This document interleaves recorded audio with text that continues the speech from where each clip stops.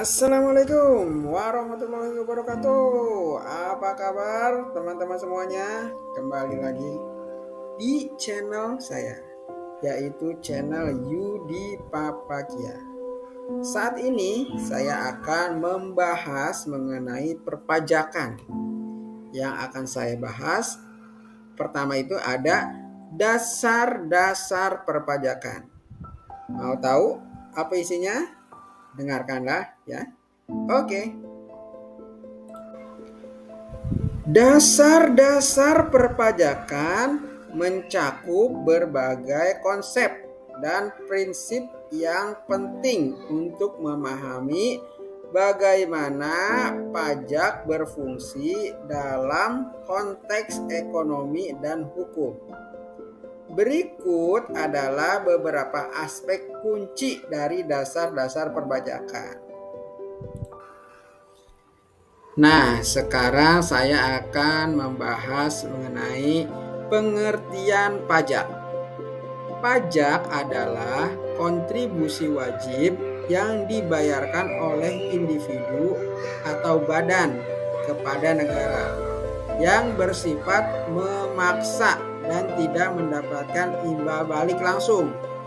Dalam Undang-Undang Nomor 28 Tahun 2007, pajak didefinisikan sebagai kewajiban yang terutang oleh wajib pajak. Nah, kalau untuk fungsinya yaitu ada dua. Pajak memiliki dua fungsi utama. Yang pertama, fungsi budgeter sebagai sumber penerimaan negara untuk membiayai pengeluaran pemerintah. Yang kedua, fungsi reguler sebagai alat untuk mengatur kebijakan sosial dan ekonomi seperti pengendalian inflasi atau redistribusi pendapatan. Oke, kita lanjut lagi nih ya. Selanjutnya ada jenis-jenis pajak. Pajak dapat dibedakan menjadi beberapa jenis, antara lain di sini ada 3. Yang pertama, pajak penghasilan (PPh). Dikenakan atas penghasilan individu atau badan. Yang kedua ada pajak pertambahan nilai, biasa disebut PPN. Dikarenakan pada setiap transaksi jual beli barang dan jasa. Yang ketiga, pajak bumi dan bangunan PBB. Dikenakan atas kepemilikan tanah dan bangunan. Ada lagi terus dasar hukum pajak. Setiap pemungutan pajak harus didasarkan pada peraturan perundang-undangan yang jelas. Di Indonesia, dasar hukum pajak penghasilan diatur dalam Undang-Undang Nomor 7 Tahun 1983 yang telah mengalami beberapa perubahan untuk menyesuaikan dengan kondisi ekonomi saat ini. Terus ada prinsip-prinsip perpajakan. Ada 2 prinsip utama yang mendasari pemungutan pajak. Yang pertama, benefit principle. Pajak dipungut berdasarkan manfaat yang diterima individu dari pemerintah. Yang kedua, ability to pay principle. Pajak dikenakan berdasarkan kemampuan individu untuk membayar, di mana mereka yang berpenghasilan lebih tinggi membayar lebih banyak.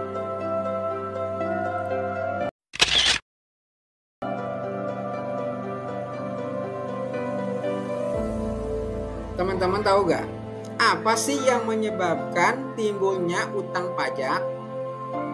Timbulnya utang pajak dapat disebabkan oleh beberapa faktor yang umumnya dibedakan menjadi 2 ajaran, Yang pertama, ajaran formil. Yang kedua, ajaran material.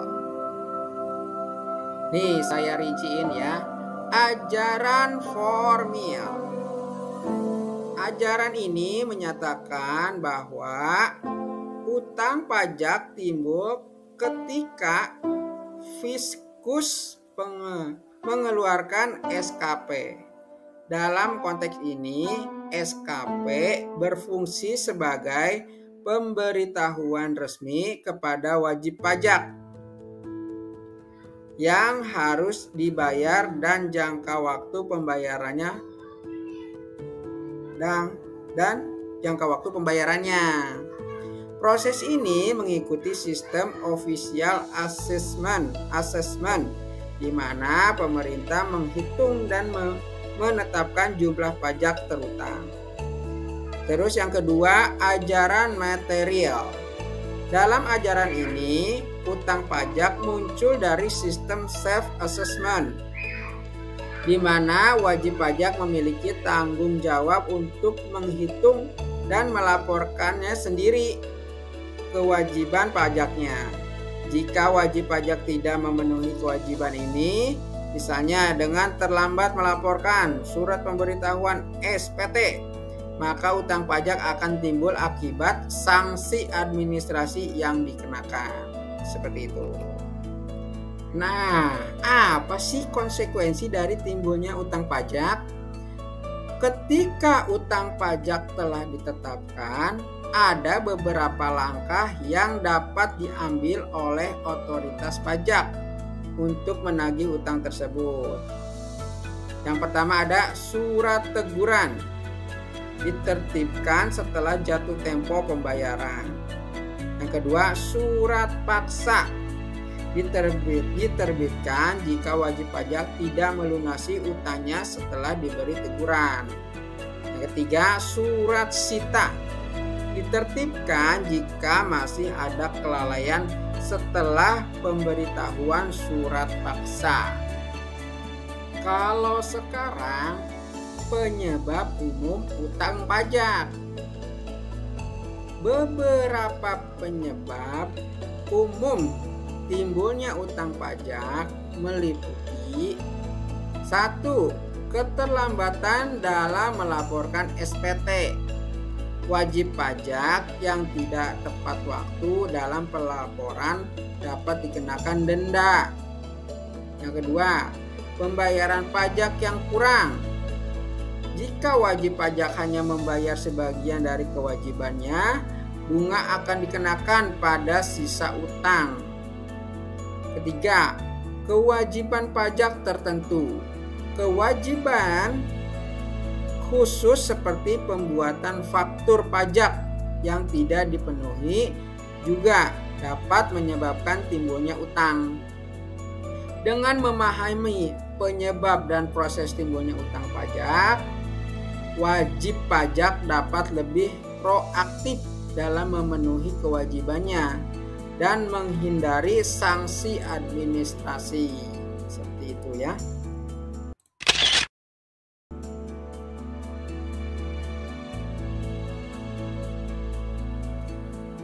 Nah, kita balik lagi ke pajak penghasilan PPh ya. Di Indonesia merupakan pajak yang dikenakan terhadap penghasilan yang diterima oleh individu atau badan usaha. PPh dibagi menjadi beberapa jenis berdasarkan ketentuan dalam peraturan perpajakan yang diatur dalam berbagai pasal. Nah, saya akan membahas pasal-pasalnya. Nah, berikut ini ada jenis-jenis pajak penghasilan yang perlu diketahui. Di sini sih ada 8 ya. Yang pertama, PPh pasal 21. Dikarenakan atas penghasilan berupa gaji, upah, honorarium, dan imbalan lain yang diterima oleh individu sehubungan dengan pekerjaan. PPh pasal 21 menggunakan tarif progresif sesuai dengan besaran penghasilan. Yang kedua, ada PPh pasal 22. Dikarenakan kepada badan usaha tertentu, terutama yang terlibat dalam perdagangan ekspor dan impor, serta penjualan barang mewah. Pemungutan pajak ini bisa berasal dari bendahara pemerintah atau lembaga terkait. Yang ketiga, PPh pasal 23. Mengenakan pajak atas penghasilan tertentu seperti bunga pinjaman, dividen, royalti, dan jasa lainnya. Tarifnya biasanya 15% atau 2%, tergantung pada jenis objek pajaknya. Yang keempat, PPh pasal 25. Merupakan angsuran pajak yang dibayarkan oleh wajib pajak untuk meringankan beban pembayaran pajak tahunan. Pembayaran dilakukan secara berkala selama tahun pajak. Yang kelima, PPh pasal 26. Dikenakan atas penghasilan yang diterima oleh wajib pajak luar negeri dari sumber di Indonesia dengan tarif umum sebesar 20%. Yang keenam, pajak pasal 29. Pajak kurang bayar yang muncul dalam surat pemberitahuan tahunan SPT. Ini dihitung dari pajak terutang, dikurangi dengan kredit pajak yang tersedia. Yang ketujuh, PPh pasal 4 ayat 2. PPh final biasanya disebutnya ya. Pajak ini dikenakan secara final atas penghasilan tertentu seperti bunga deposito dan hadiah undian. PPh final tidak dapat dikreditkan dengan pajak terutang lainnya. Yang kedelapan, PPh pasal 15. Dikenakan pada wajib pajak tertentu yang bergerak dalam bidang industri khusus seperti perusahaan pelayaran dan penerbangan domestik. Dengan memahami berbagai jenis PPh ini, wajib pajak dapat lebih baik dalam memahami kewajiban perpajakan mereka sesuai dengan peraturan yang berlaku di Indonesia. Oke, jadi sekarang udah paham dong PPh ada berapa, dan semoga wajib pajak bisa memahami pajak penghasilan ini.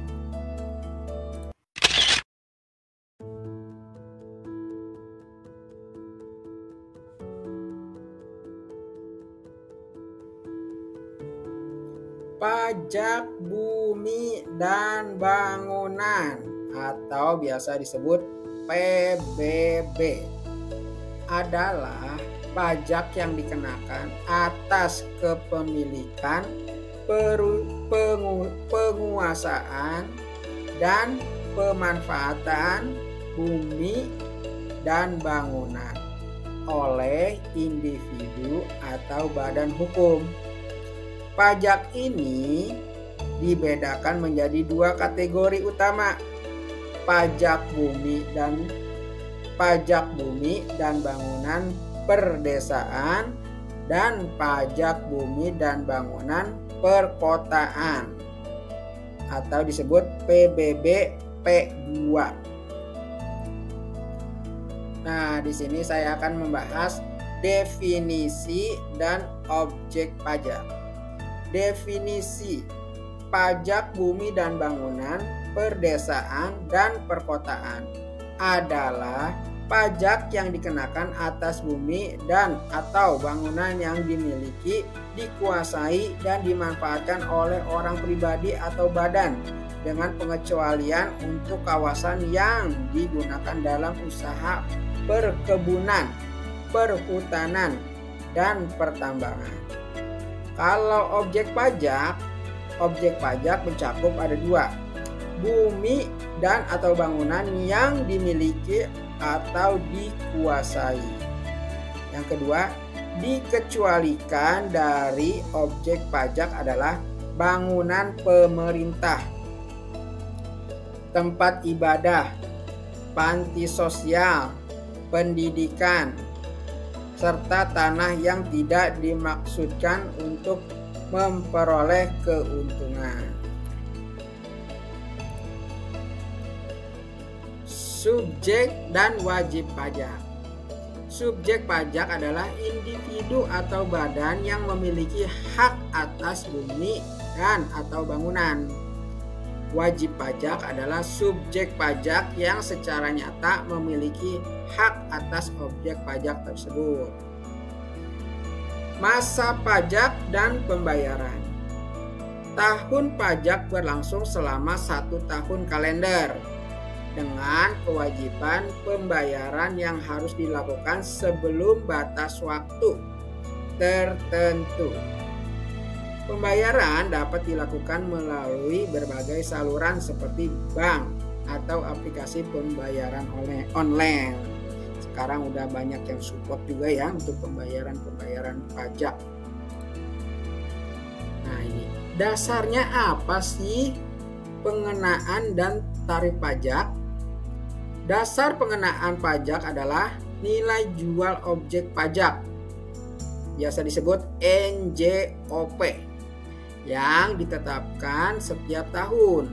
Tarif pajak bervariasi berdasarkan nilai NJOP-nya. Nah, di sini saya ambil contoh untuk NJOP kurang dari 1 miliar. Itu tarifnya 0,1%. Kalau untuk NJOP lebih dari 1 miliar, tarifnya 0,2%. Terus cara menghitungnya, perhitungan pajaknya, PBB sama dengan NJOP dikurangi NJOP TKP dikali tarif pajak, di mana NJOP TKP nilai jual objek pajak tidak kena pajak umumnya ditetapkan sebesar 10 juta. Nah, apa sih sanksi administrasinya jika kita terlambat bayar pajak PBB? Nah, keterlambatan dalam pembayaran pajak akan dikenakan sanksi administrasi berupa bunga sebesar 2% per bulan dari jumlah pajak terutang. Dengan memahami struktur PBB P2 ini, wajib pajak dapat lebih mudah memenuhi kewajiban perpajakan mereka sesuai dengan ketentuan yang berlaku. Nah, jadi tadi saya sudah menyampaikan mengenai dasar-dasar perpajakan. Terus ada timbulnya pajak terutang. Terus ada jenis-jenis pajak penghasilan. Terus apalagi pajak bumi dan bangunan atau PBB. Oke, jadi inilah video pembelajaran yang bisa saya sampaikan untuk kali ini. Nanti ditunggu aja video pembelajaran berikutnya. Nah, untuk video pembelajaran yang saat ini, jika ada kekurangan mohon dimaafkan. Kita ketemu lagi di channel berikutnya ya. Wabillahi taufiq wal hidayah. Wassalamualaikum warahmatullahi wabarakatuh.